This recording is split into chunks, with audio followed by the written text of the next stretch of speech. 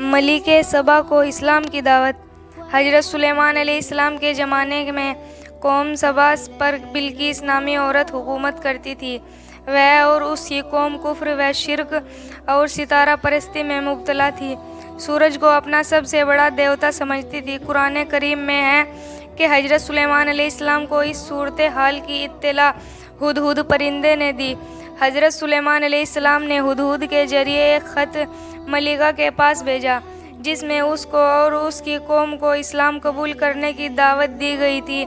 جب یہ خط ملکہ سبا کو ملا تو اس نے اپنے درباریوں سے مشورہ کیا، پھر چند لوگوں کو بہت سارے ہدیے اور تحفے دے کر حضرت سلیمان علیہ السلام کے برحق ہونے کی آزمائش کے لیے ان کی خدمت میں بھیجا۔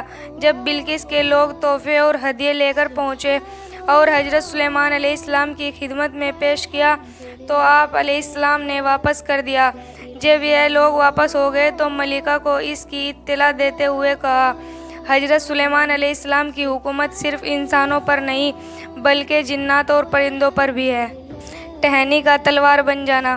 جنگ بدر کے دن حضرت سلمہ بن اسلم رضی اللہ تعالیٰ عنہ کی تلوار ٹوٹ گئی اور ان کے پاس اب کوئی ہتھیار نہیں بچا، تو رسول اللہ صلی اللہ علیہ وسلم نے ان کو ایک ٹہنی دی اور فرمایا، جاؤ اس کے قتال کرتے رہو۔ چنانچہ وہ حضرت سلمہ رضی اللہ تعالیٰ عنہ کے ہاتھ میں تلوار بن گئی۔ جب آپ کی شہادت ہوئی تو اس وقت بھی وہ آپ کے پاس تھی۔ اولاد کو نماز کا حکم دینا۔ رسول اللہ صلی اللہ علیہ وسلم نے فرمایا، تمہاری اولاد جب 7 برس کی ہو جائے تو نماز کی تاکید کرو، اور جب وہ 10 برس کے ہو تو نماز چھوڑنے پر ان کو مارو۔ ہجرت کے وقت کی دعا۔ جب مجبوری کی وجہ سے کسی جگہ منتقل ہونا پڑے تو یہ دعا پڑھے، کیونکہ رسول اللہ صلی اللہ علیہ وسلم نے ہجرت کے وقت یہی دعا پڑھی تھی، ربی ادخلنی مدخل صدق واخرجنی مخرج صدق واجعل لی من لدنک سلطانا نصیرا۔ ترجمہ: اے میرے رب، مجھ کو خوبی کے ساتھ پہنچائے اور مجھ کو خوبی کے ساتھ لے جائیے، اور مجھ کو اپنے پاس ایسا غلبہ دیجیے جس کے ساتھ نصرت ہو۔ لوگوں کو نفع پہنچانا۔ رسول اللہ صلی اللہ علیہ وسلم نے فرمایا، اللہ کے نزدیک تمام لوگوں میں سب سے زیادہ پیارا وہ شخص ہے جو لوگوں کو زیادہ نفع پہنچائے گا۔ کفر و نافرمانی کا وبال۔ قرآن میں اللہ تعالیٰ فرماتا ہے، اللہ ہی تو ایسا ہے جس نے تم کو زمین میں آباد کیا، لہٰذا جو شخص کفر کرے گا اس کے کفر کا وبال اسی پر ہوگا، اور کافروں کا کفر ان کے رب کے نزدیک ناراضگی ہی بڑھاتا ہے، اور کافروں کے لیے ان کا کفر صرف نقصان بڑھانے کا سبب ہوتا ہے۔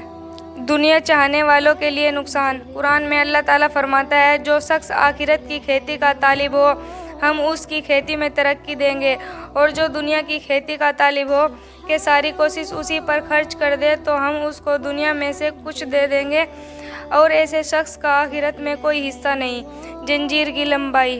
رسول اللہ صلی اللہ علیہ وسلم نے فرمایا، اس جمجمہ کنویں کے ارد گرد کسی پتھر کو آسمان سے زمین کی طرف چھوڑ جائے جس کی مسافت 500 سال ہے تو وہ رات ہونے سے پہلے زمین پر پہنچ جائے گا، اور اگر اس سے جہنم کی زنجیر کے ایک سرے سے چھوڑا جائے تو اس کی انتہا تک پہنچنے کے لیے 40 سال تک لٹکتا رہے گا۔ گوشت کے فائدے۔ رسول اللہ صلی اللہ علیہ وسلم نے فرمایا، دنیا والوں اور جنتیوں کا سب سے عمدہ اور لذیذ کھانا گوشت ہے۔ فائدہ۔ حضرت علی رضی اللہ تعالیٰ عنہ نے فرمایا، گوشت کھاؤ، اس لیے وہ بدن کے رنگ کو نکھارتا ہے، پیٹ کو بڑھنے سے روکتا ہے اور اخلاق و عادت کو سنوارتا ہے۔ نبی صلی اللہ علیہ وسلم کی نصیحت۔ رسول اللہ صلی اللہ علیہ وسلم نے فرمایا، نماز کے لیے جب جاؤ تو دوڑ بھاگ کر نہ آؤ، سکون اور اطمینان کے ساتھ آؤ۔